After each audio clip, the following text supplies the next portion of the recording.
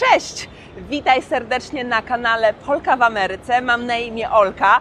W każdym odcinku zabieram Cię w inne, fajne, interesujące miejsce w Nowym Jorku i opowiadam o realiach życia tutaj w Stanach Zjednoczonych i w Nowym Jorku. Dzisiaj zabieram Cię w najbardziej kontrowersyjne, ale i najpopularniejsze miejsce w tym momencie w moim mieście w Nowym Jorku. I opowiem Ci przy okazji, jak to mieszkanie tutaj wpłynęło na mnie, jak mnie zmieniło.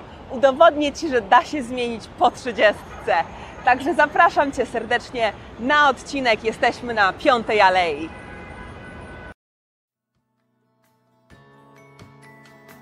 Polka w Ameryce. Zacznę od tego, że Nowy Jork jest bardzo różnorodny. Oczywiście Stany również, natomiast Nowy Jork uważany jest za takie miasto, powiedzmy, bardziej międzynarodowe niż amerykańskie tak naprawdę. Mamy tutaj po trochę wszystkiego i wszystkich. Dzięki temu, że się tutaj przeprowadziłam, naprawdę nauczyłam się tej tolerancji, zrozumienia, ale i też zainteresowania jakby inną kulturą. Chodzi tutaj o jedzenie, o muzykę, o po prostu interakcję z ludźmi i tak naprawdę wśród swoich znajomych mam ludzi z Tanzanii, ludzi z Chin, ludzi z Indii, ludzi z Ameryki Południowej, ludzi z różnych wysp z całego świata. Takich ludzi się tutaj poznaje i trzeba być na to zdecydowanie przygotowanym, otwartym, gotowym. Nie można nikogo oceniać za to, jak wygląda, w co wierzy. To jest pierwsza rzecz po prostu taka najsilniejsza, której się nauczyłam tutaj w Stanach Zjednoczonych. Tolerancja, zrozumienie i ciekawość tej innej kultury. Nowy Jork pozwolił mi odkrywać te inne kultury, na które wcześniej tak naprawdę nie byłam wystawiana w Polsce. Nie miałam kontaktu z tego typu ludźmi, z którymi teraz mam kontakt na co dzień, z którymi mam interakcje codziennie w metrze, w sklepie, na ulicy.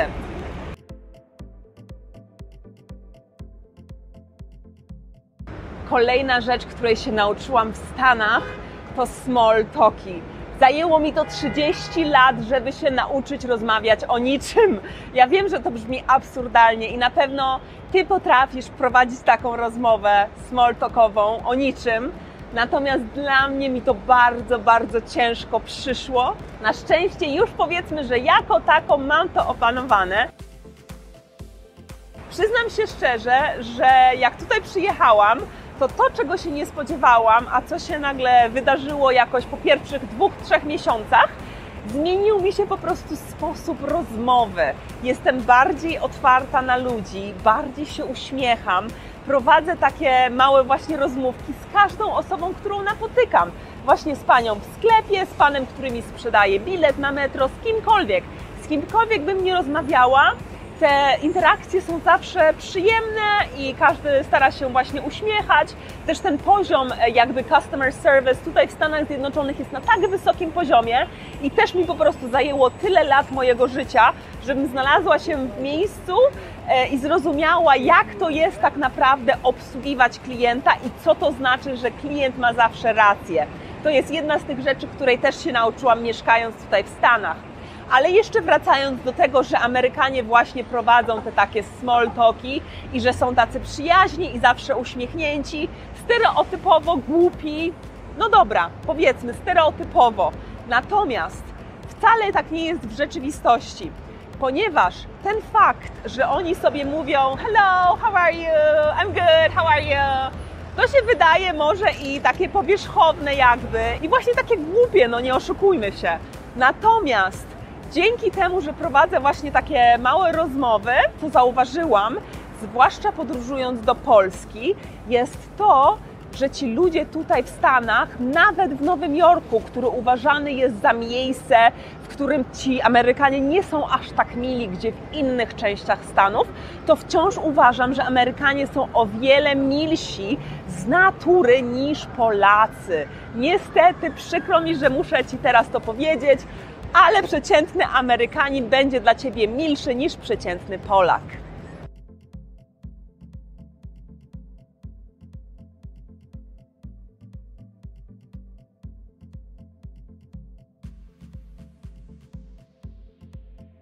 Ja właśnie też w tym momencie mijam Rockefeller Center Tak, bardzo wysoko.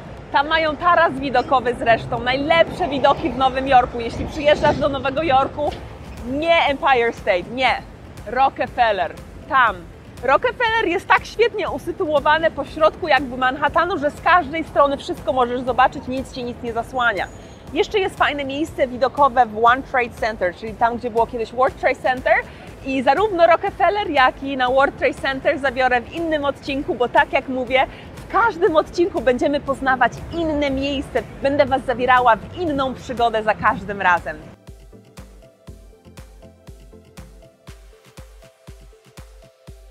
Dobra, wracając już do tematu, to faktycznie tak jest, że jak tylko wróciłam do Polski, jak tylko przyjechałam w odwiedziny po kilku miesiącach, odkąd się tu przeprowadziłam, to przysięgam, tato mnie odebrał z lotniska, pamiętam gdzieś, to było w innym mieście, więc musieliśmy przejechać do Wrocławia i w międzyczasie zatrzymaliśmy się gdzieś w jakiejś knajpie, żebym mogła sobie zjeść po przylocie, zatrzymaliśmy się na stacji benzynowej, w jakimś sklepie, także ja miałam po prostu jakby po pierwszych 4 miesiącach bodajże to było, po pierwszych 4 miesiącach spędzonych w Stanach przylatuję do Polski i po prostu moje pierwsze spostrzeżenie jest takie, że w tych wszystkich restauracjach, sklepach, stacjach benzynowych, gdzie by mnie tato nie zabrał, to po prostu zanim jeszcze dojechałam do swojego ukochanego Wrocławia, to już miałam wrażenie, że ci ludzie są na mnie opryskliwi. Już miałam wrażenie, że po prostu ta pani w sklepie była chamska, że ten pan ze stacji benzynowej się do mnie nie uśmiechnął. Już po prostu miałam to poczucie, że raz, że customer service jest o wiele gorsze, a dwa, miałam po prostu to poczucie, że ci ludzie nie mieli w sobie tyle tego szczęścia, optymizmu, który mają w sobie Amerykanie, a którym już zaczynam być po prostu przesiąknięta. Co sprawia, że też więcej w sobie budujesz tego optymizmu. I gwarantuję Ci, jeśli spędzisz w Stanach trochę czasu, kilka miesięcy, będziesz mieć takie samo zdanie. Wystarczy naprawdę kilka miesięcy w tym kraju, by zrobić się bardziej pogodnym, by zrobić się bardziej otwartym i bardziej pozytywnie nastawionym do innych ludzi. Obojętnie, czy są to Twoi klienci na stacji benzynowej, czy nie.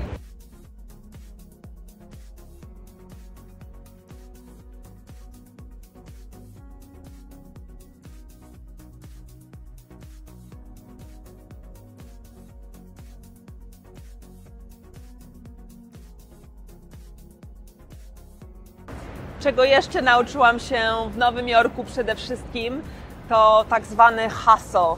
Nowy Jork jest bardzo drogi i nawet osoby, które zarabiają sporo, niekoniecznie jest tak łatwo się tutaj po prostu utrzymać, ponieważ ceny zarówno mieszkań, jak i jedzenia, rozrywki, wszelkie osoby typu fryzjerzy, manikurzyści, to jest wszystko bardzo, bardzo drogie.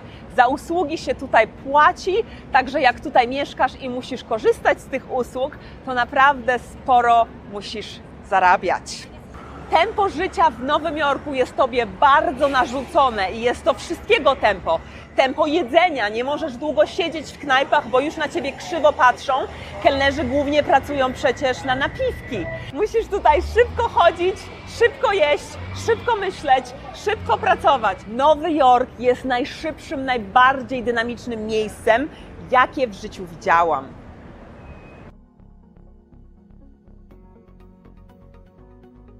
Już powoli zbliżamy się do miejsca na 5. Alei, które chcę pokazać, a które jest najpopularniejszym w tym momencie miejscem w Nowym Jorku i też jednym z najbardziej kontrowersyjnych miejsc, także nie mogę się doczekać, aż Wam je pokażę. Sama je zobaczę po raz pierwszy. Jestem podekscytowana.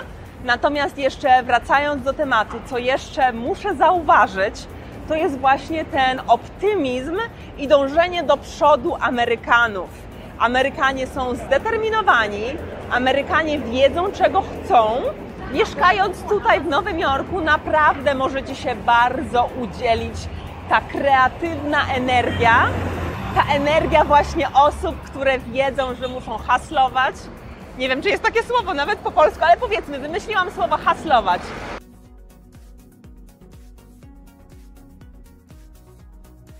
I tym sposobem doszłam już do miejsca, które chcę Wam pokazać. Jesteśmy pod Trump Tower.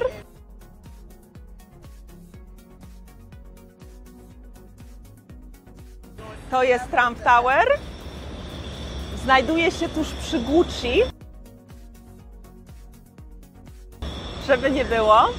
I ostatnim aspektem, o którym chciałam powiedzieć, a który jest absolutnie przepiękny w Stanach Zjednoczonych, to jest to, że możesz wyrażać swoją opinię, że masz tą wolność słowa.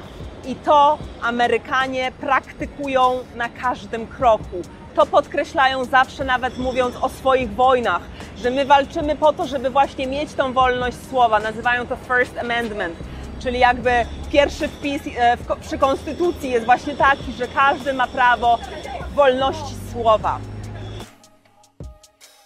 Także tutaj właśnie naprzeciwko Trump Tower i naprzeciwko Gucci'ego zrobili największą manifestację wolności słowa, jaką tylko mogę sobie wyobrazić.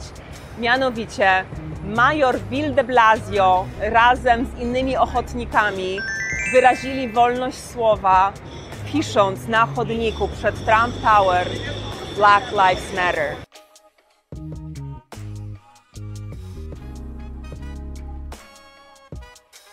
Napisane na chodniku przed budynkiem Trumpa, przed Gucci'm. Jestem w tym oto miejscu. Widzę to po raz pierwszy. Także to jest właśnie ta wolność słowa w Ameryce.